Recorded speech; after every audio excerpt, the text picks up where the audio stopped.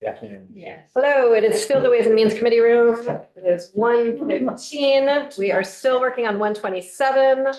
When last we were gathered here, we were on page 21 at the bottom. Is that true? Yes. Yeah. In rulemaking. Yeah. Okay. Yeah, good.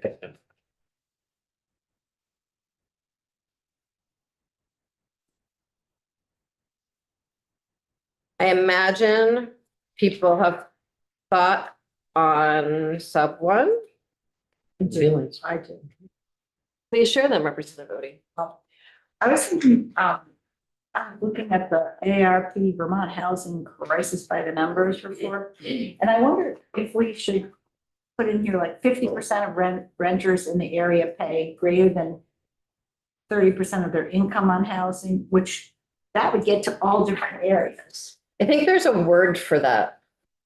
Or 25% of renters pay over 50%.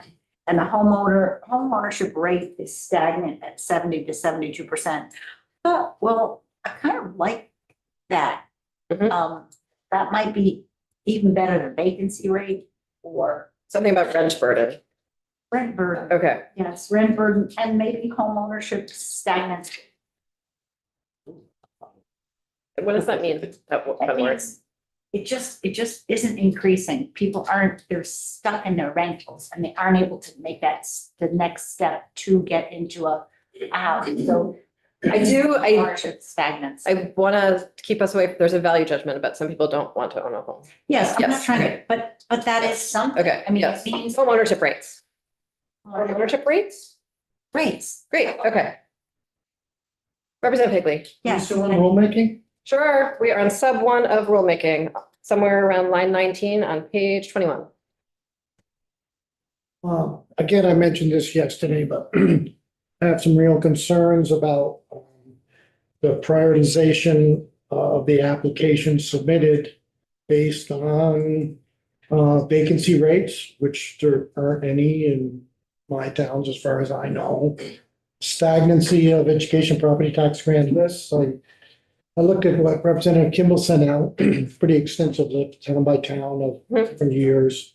I don't even know how accurate, I mean, whether something's stagnant or not, I tried to look at some of the declines in, let's say, even Lowell. So there might have been, and there was, a for-profit company that had a business that was substantial, and they had sold to a nonprofit religious group. So that went away. That was Yeah. $1 million. I look at JP, same thing. I think that's when Jay appealed their assessment. So that went down by 10% in 1 year. But anyway, I'm concerned with using that. I'm concerned with the vacancy rate, and I'm definitely concerned with the proximity to job centers, because again, if that's a criteria to be looked at to place prioritization on projects, that's gonna exclude my area. Let's back up to the vacancy rate stagnancy question. Okay, let's back up to the vacancy rates. I think the intent there is that there's a verifiable housing need, right? Well, not in my rural. No, I know, but like that's the intent of including vacancy rates, right? Okay. The verifiable housing need. Yeah, What it could be is, sorry. Go for What it. could be is, you might be saying, well, we just had this, someone's just had their kids graduate from high school and now there isn't apartment to rent for them, there isn't housing to buy, and so we're gonna lose them. So maybe we look at what's happening at critical junctures in your community. Are you losing certain people, when you'd like to be retaining them? Or, you see what I'm saying? If you don't have vacancy, because if you don't even have an apartment to have to be vacant, we can't measure that, then what could we measure? If you want retention in communities. but I mean, we don't even. I know. look at that either. Yes, well, I know it's clear. I just- So I wonder if instead of, since we're actually delegating rulemaking and we're being very specific, which there's some some tension between those two things, right? If we could want to just take a step back around and focus more on our intent, which is a verifiable housing shortage, which I imagine you are experiencing and, okay. And again, this would be regional. Certainly no one's going to look at just Lowell data unless they're a very bad statistician. Okay. How does that feel? Yeah, that's good. I'm Okay. trying to think of how. Yeah, I think that's Yeah. really. Okay, I think like we're all trying to get this. Yeah. It's just. okay. Regional equity and verifiable housing shortages. Yeah. Yes, I think that's good. Great. You got that, John? Regional equity and. Verifiable housing shortages.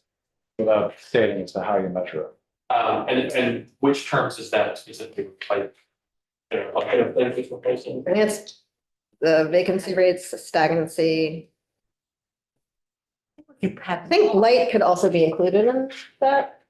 No, you love that blight. I do. Okay. I'm not sure we should be replacing, I think, to consider, things to consider. Because if I think we're I think we're replacing. equity around places, that you might consider vacancy rate in one place where it could be measured, and you might consider this other thing in another place where it could. I think my intent when I suggested it And is that verifiable housing shortage is an umbrella term that would include vacancy rates and stagnancy of education property tax. So we don't have to make ourselves the statisticians here. We can in fact, okay. Yep, I think that makes sense. But you would retain, light proximity to job centers alongside those. I think there's a big question about the proximity to job centers. you know, I was thinking it's a map, trans. I'm gonna ask you to, thank you. Anyone else want to say anything? Representative Mathel. Proximity to jobs is, it's kind of squishy. I mean, it's interesting, to consider, but it's kind of squishy. I don't know how it's things that Desi can consider. I don't mind seeing it in there, but as I said, it's the third time now, it's kind of squishy. I don't know what to do with it. I wouldn't want to tie it to a specific metric because I don't know what that would be. It's interesting. The metric I've used is picking census tracts with the highest number of jobs and then you put a pin in the centroid. Yeah, that would work. And you can draw a circle around it. There are ways to do this. People I'm do. not, You I'm can not heat just map thinking about jobs. wage, I'm just wondering what people. What if, so I think labor sheds is considering how people live and work in a place Right. without naming, without, I think the proximity to job centers makes it sound like we're only interested in building housing right next to, like, right in hub towns. Mhm. And I think that's not what anyone's talking about here. So what if we just said, take into account labor sheds, which is a technical term? That's good. Okay, done. Do we have to define it? We're better. No, labor sheds is that is a term that people understand. Got Okay. it. So here's what the total list will be. Taking into consideration purposes, regional equity and verifiable housing shortages, light and labor shed. Anyone want to add anything to that? Yeah, what did you say before labor sheds? Light? Light. Oh, blight. And the sunshine that shines on that area and how many solar panels per, no, I'm just kidding, sorry. Everything. Yes, Representative Odie. Well, I'm not saying I like this, just gonna say something. I think about the transportation committee and the particular individuals always talking about, you know, access to mass transit. Mhm. And then transportation. And then I think workforce housing being near where there are jobs, especially when people aren't making enough to have a car. Mhm. Et cetera. So do we say something about workforce housing? I think that's implied. I don't know. What I'm gonna refresh the frame we used this morning for how to have this conversation in order for me to get home to my lilacs. And whatever, you all to get home to whatever else we want to do. And say, we are sort of either offering tangible amendments to the section we're on, or if you have sort of a red flag, but if folks are mildly comfortable or comfortable, we're gonna move on. Sound good? Yes. Okay, yes, Representative Wozniak.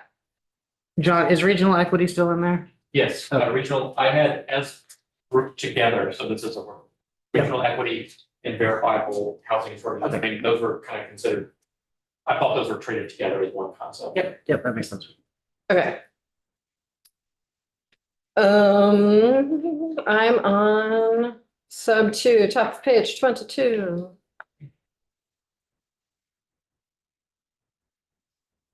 I don't know what that sentence means, John.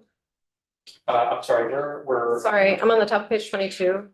Oh, That's Yeah. regarding as to whether or not you have a machine room or if you have a gymnasium that is not redeveloped, Oh. right? Will other people know what that means when it leaves this room? That's how I, John, go explain it to him. That is definitely what it is meant to say, Right here. Oh my God. I can think about something that's not there, but also we can't just tell them that. Okay. But yeah. Great, okay. Gonna have a moment of silence for people to get through page 22 and page 23 before we get down further. Until we get to, it's gonna be a brief pause before we get to the chipboard.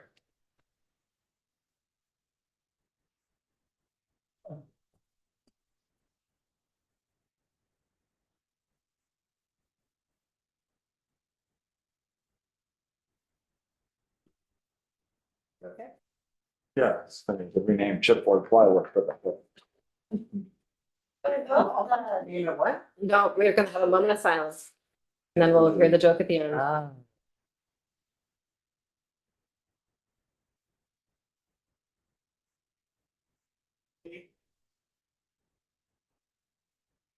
Okay. Charlie, would you like to tell your joke? Well, I keep thinking about the chipboard and it just makes me think of plywood. It's not all that funny. It really isn't, but it may, but I find it amusing. Yes, you're laughing. That was very good. That was very good.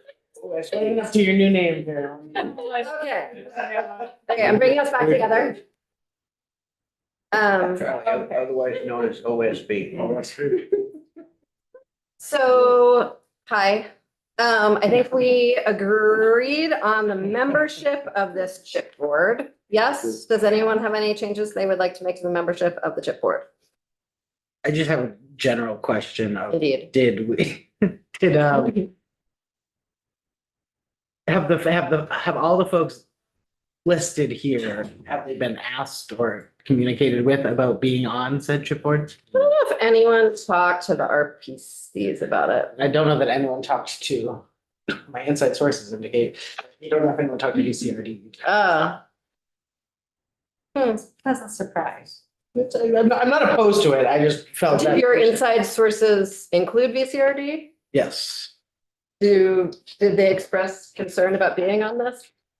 I declined to comment further. Okay, well, they can write us an email I was just checking. and then we'll take them off. No, that's fine, I didn't know Okay, who decided which of, I know we had general conversation, but I did not know how deep those conversations went in regards to who is on. I didn't talk to VCRD. How about, I'm gonna put out into the ether that if VCRD speaks up between now and when this bill becomes law and it is in a conference committee, I will commit to trying to remove them if they don't want to be there. Sounds good. Okay. Is that okay for everyone? Great. As would go for any of the other organizations. Indeed, yes. Yes, yes. Thank you. What if they all decline? Okay. Some of them have consented. I think Maura consented on the record from the Yes. HFA, and I believe that the HCB would probably have said something by now if they don't want to be here. Okay. Great.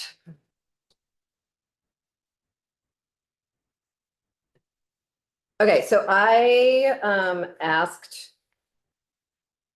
John to do one more round of how their duties work. That I'm gonna have him show you when he's ready, but I don't know if he's ready yet, because I just asked him to do it. What? I'm not ready. Great, okay. So I'm gonna skip that part and go back to it, if that's okay with you guys. Okay. Which brings me to Green section, isn't it? or is that still under duties? I think he's changing that already. I think we talked about that. Okay, Yes, Is what John's changing to. Somewhere we had talked about the chipboard doing the but-for test. yes. That- I think that's already, yes, John's working on part of, yes, that will be included in the new round.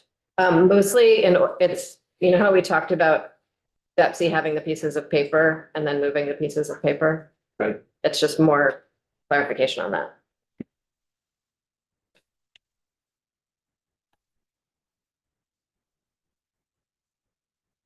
And now I'm on line 8 of page 25, which I think we talked about before when we were talking about the section that it's attached to.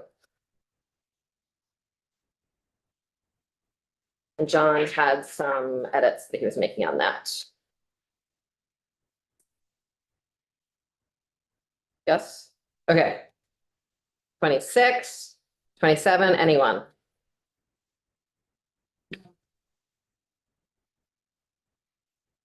Yes.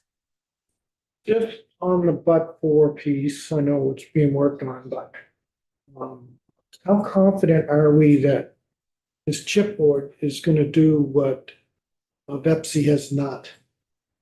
Because I don't know if you read auditor's latest, but he gave many examples of how they didn't follow through. I've had many conversations with the auditor about the but-for test in my time here. So my thinking, and again, like we can't guarantee anyone will do anything, is that many of the folks on the chipboard, one, have really significant technical expertise related to this topic, which is very different than VEPC, where it's volunteers who are appointed, are not paid to be on there, and so either don't necessarily have the expertise or don't have sort of the time and the skin in the game to fully like come up to speed on the program. The second thing I would think about is that I think a lot of the members of the chipboard have a very vested interest in maintaining a strong relationship and the trust of the legislature and the integrity of that relationship. And so that's something else that makes me feel more comfortable. And I think because the housing is sort of narrower than business development writ large, that also might be a little bit easier to prove in a capital step, but I'm not sure. I don't know. That's just like we're doing the best we can. I asked the auditor a few times, like, can you here's your long list of, I did not copy everyone on this email, but here's your laundry list of ways this has not worked. Do you have a tangible suggestion for how to make it work? I did not receive that tangible suggestion back. So I think we're doing the best we can, but I don't know. I mean, I can't make promises and I don't think anyone can. it's an interesting thought about the composition of the chipboard plywood, because the small state, a lot of the organizations that are on the chipboard may have involvement in the developments. Yes. So I'm just wondering under what conditions would they say no? And so I think that part of what John's redrafting is that BEPC would sort of be doing all the preliminary approving. And then the board would be doing like that final step. Yeah. So that the board wouldn't necessarily be like, just gonna use examples of people in this room because they're here and then I'm not talking about them behind their back. It wouldn't be a project that VHFA is like championing, VHFA is defending, and then the project that VHCB is defending because they're getting much more pre-screened work. So it's not like a funders table fighting it out in the same way. I don't know though. I mean, we could ask some of them to come opine on that. I just If they're note sitting that they there. definitely have the expertise in order Yeah. to look at these projects. I think that they are the right people to be at the table to determine if they pencil out or if they make sense, if they meet the criteria, but sometimes Veggie is in the position, or Bepsi's in the position of saying, hey, we've got the available credits.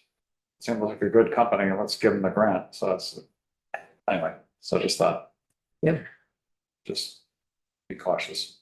I do have a question about the TIFs and the last line on page 27, or the second to last number 4.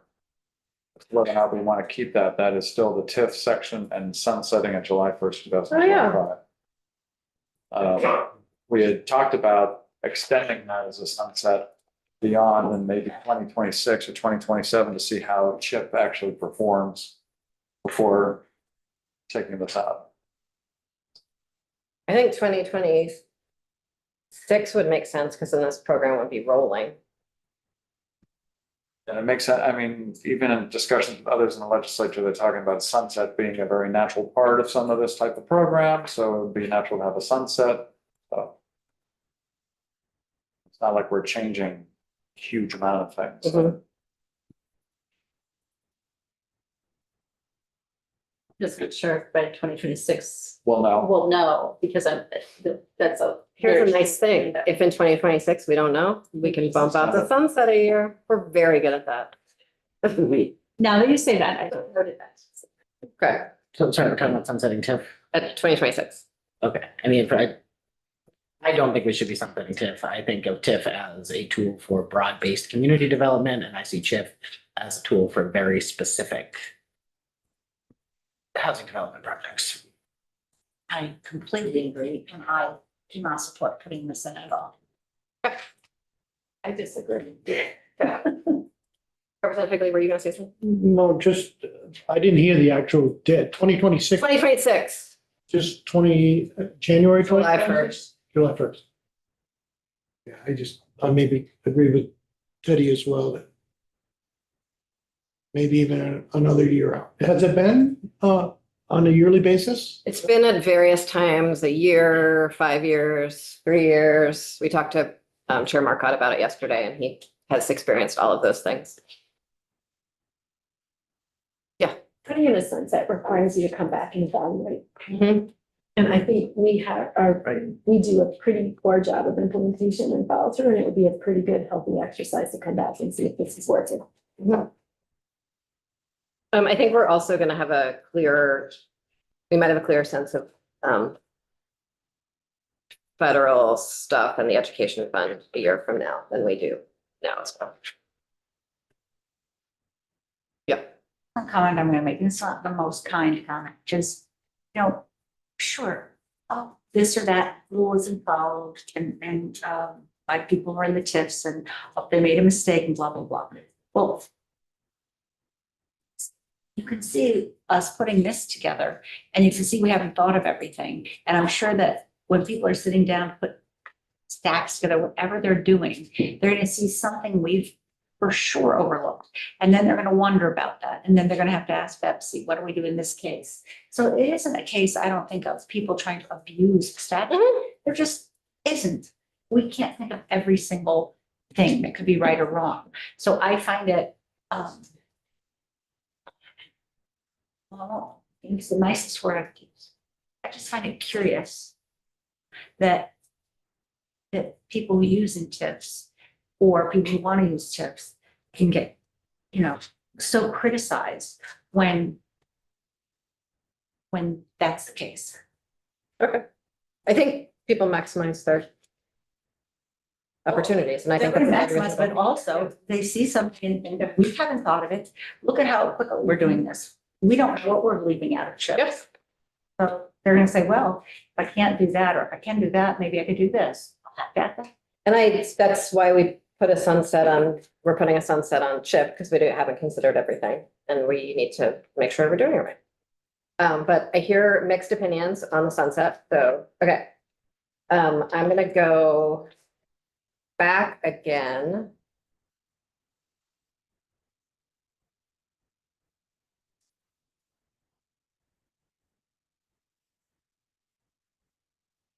To the beginning. Also, I just want to congratulate and thank everyone that we made it through the whole bill. Hey. Yay! So. Who lost? Yeah, I think we have a few outstanding issues. Oh, okay. Yeah. Okay.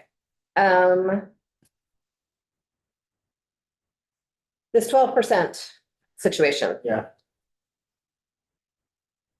You could that put- feels really tiny to me when you say it that way. No, sorry. Good catch. No, it's a really good That's catch. incredible. I mean. You really just did some math there and everything's looked different, Bridget. However, I mean, couldn't you in number two, just to say which at least 20% of the housing units are affordable housing? But that's what I'm saying. If you're saying that only, and I'm a little confused now whether we're at 60 or 65, having run through this all so fast, but if you're at 60% has to be housing, and then you're saying that only 20% of the housing units have to be affordable, then as a whole project, that's what I was saying, you're down to 12% of your whole project Entire project. being affordable housing units. And we are at 65% just. So 13%, but yeah. No, I just scroll through. Yeah, that doesn't seem right. I think this is, I mean, for whatever it's worth, I feel like this percentage is one of the places that's gonna be most discussed as the bill moves forward in its life. And so maybe it makes sense. Coming in. But, so I wonder if it makes sense to make it 30. I mean, But I also don't know if that would make the projects pencil out. I Does anyone on the sidelines have an opinion?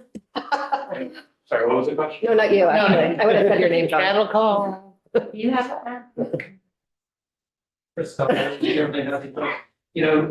think one of the reasons they put this threshold in is oftentimes in downtown, you might have first floor commercial. Mhm. And a couple floors of housing.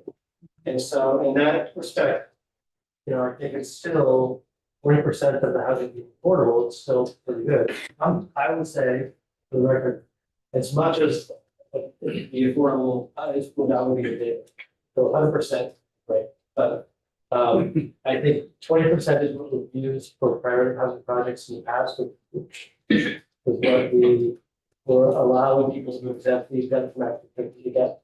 So it's just a common number that we've used in the past, and I think that's why you see that.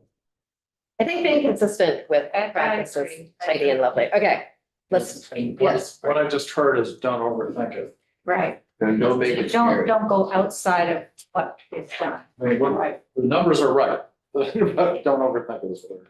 So in the calculation that you made, it makes some sense, but you're also comparing floor area, a percentage of floor area. Like a percentage of units. So it may not actually be 12% because maybe the number of the affordable units might be even smaller floor area. So it may be mixing. Yeah. Well, I was also, and I also didn't know if you had any sense penciling out that she was talking about, because I also haven't brought up that small. We also then just changed from 70% to 60% for stuff that is not affordable. So I wonder if you get to a point where it's cool that no one can really take advantage of if we make that percentage too big. okay, I feel a vibe of sticking with what is already there. Yeah. Great, okay. Yep. I think the next thing that we needed to return to was page 11. Yes, which I'm going to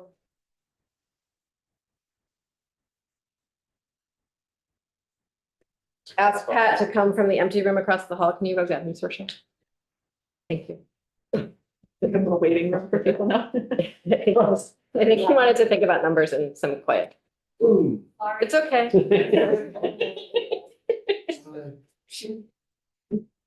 You're on page 11. We're on page 11.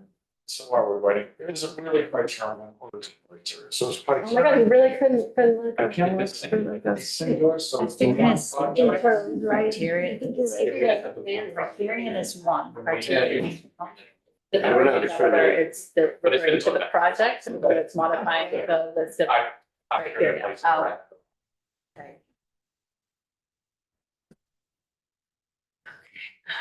It's my obsessive compulsive commit. Oh, no. Nobody.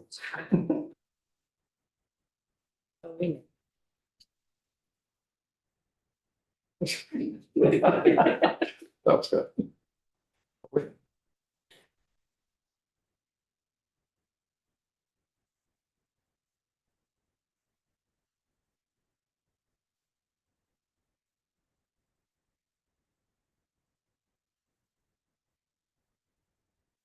Hello, Pat. What? Do you like to come sit in the chair? Sure. Back down for a sec over there. Yeah.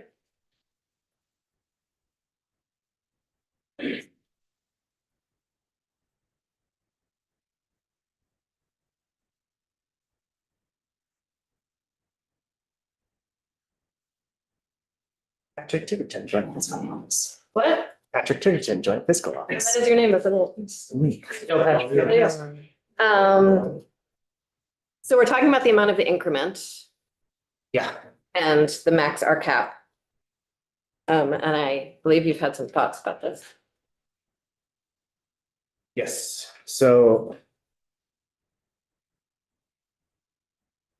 In looking at it, so basically the $14 million, let's say 2025, $14 million of the retention gets approved. That $14 million of retention is, as it's currently written, is spread out over that 20-year financing period. So when we say they're approving $14 million every year, the single year amount is not equal to 14 million. Does that make sense? And so also when you add 14 to 14, so 28, so on and so forth, it never means that in 1 year, 14 times 5 is 70, right? So it doesn't mean in any single year that there's a $70 million retention amount in any single year. It's over the course of the entire program, including that debt financing period, the 20 years. So in a sense, if you have 5 years where Betsy can approve up to $14 million of increment retention over the course of the entire program, the way that cap pencils out is a $70 million cap is what that ends up looking like. And I think what our intention was is that in no single year would it be more than 14 million. And so what, if you reverse engineer that from that? Well, so I think part of the sticky point with it is looking at the tax value of the increment as a whole over time and how that grows. Now, it's not just going to be the grand list growth rate because you all make decisions with the rates that affect how much that is. So, I mean, let's just, for example, say that you wanted to.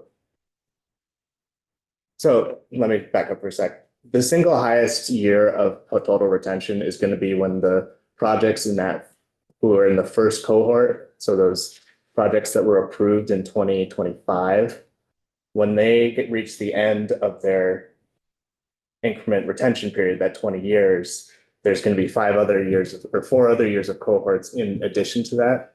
So the highest year of total retention is likely going to be at the very end of that first 20-year financing period. I'm talking about a lot of different timelines. Does that all make sense? The picture might be nice. You do a picture. I don't have one on me at the moment. Okay. Well, we're We're not. I want to erase We're not it. gonna make you whiteboard it. And so basically, in that year, you get to about $14 million in the total that year retention. And for this, I'm assuming a 5% average tax rate or tax bill increase each year, which again affects that increment. I don't know if 5% is the most appropriate number, but the total, if you did that over 5 years, if the total cap that Betsy could approve was 40 million, then Okay. and that in that highest point year, you'd be right at about 14 million, assuming the assumptions are right, Okay. which overall would mean a little over 200 million in total retention for the projects. And so in order to stay consistent with, I think, the internal logic that we were all assuming, I'm gonna ask John to change the numbers in the bill. Okay, I'm just still trying to figure, because I was under the thought that we'd be putting a cap on the annual expenditure for the ed fund of $14 million. Maximum expenditure in any one year for the ed fund. Mhm. yes. Okay, so if what you're proposing does that, I wouldn't call it my proposal per se, but also also just mentioned that, it's. We can't make promises about what the ed fund's gonna do in 2 years. Yeah, a lot of it comes down to what the growth rates or, what the changes are in the grand list. Sure. And in the due dates. And so I can use something that we're talking about maybe 30 years worth of legislating. yeah, I mean, there's gonna be uptake, differences in uptake year to year, economic conditions, all that kind of stuff. And also, like I mentioned before, this is not a promise that this is what it's cost. It's these caps are sort of the upper limit on what could be approved. They could very well go right up to the caps very quickly every single year, but also it's not necessarily a guarantee. What I'm trying to just make sure we don't do is create the ability to have all these new districts come online with $14 million in tax increment. And then the next year have another slew of projects approved for another 14 million. So your cumulative effect is 28 million. Yes. Right. But it is also always tied to what the increment value is. And I look to John to maybe put a finer point on this, but there is Betsy has the ability to sort of adjust the retention if it seems to be sort of outpacing the debt obligation needs. Yes, So, the other thing I might offer just for context and like expenditures for the ed fund, which is I think the formulation used. What's being looked at is, I think, right, so we have approval of the tax increment financing for a program, but we don't know in a given year what the actual expenditures will be. And one effect you could have is if there was an incredible, like theoretically, if you had an incredible rush and everything got in on day one and started building on the same day, right? You could have an impact in a year that's high, but you're trying to provide a figure that assumes standard, with making certain assumptions about the way that. But at the approval stage, it's not we're gonna check it and see if you determine that you hit the cap in this year. So you have to stop building or something to that effect, right? That would be a wild outcome. Yeah. We know that each project is gonna be required to project what their value is and what the increment is. Exactly. To demonstrate that, so it's possible to model that. And one of the things every year. that Pat and I had talked about is, when I was first thinking about this, is like, does this range some effects for people to downplay the increment they would generate so that they don't hit the cap, right? And part of what we were discussing was that there's a countervailing interest for them not to do that, which is to receive approval of their tax increment financing plan. They need to generate sufficient increment to actually finance the project. So just something. Yeah, makes sense. I got an email from Mark Collins that asked with regards to caps if affordable housing could be exempted from that. I don't see how we can do that since the whole bill has to do with affordable housing. I think that would be a lot. We did that. I'm passing on the Thank you. request. I believe we've all heard from at least one person. Well, okay, so message delivered. And go forth as we are doing now. Thank you for delivering that. Could I ask a follow-up to that, because I haven't gotten any message? Ah, Was she specifically talking about, do you think that the amount that's actually could be attributed to the actual affordable housing in a project or the whole? I'm worried this is distracting from a core thing that I want everyone to understand around this number. Though I appreciate that that's a conversation we can have after this. Short version, it just wasn't specific. Yes.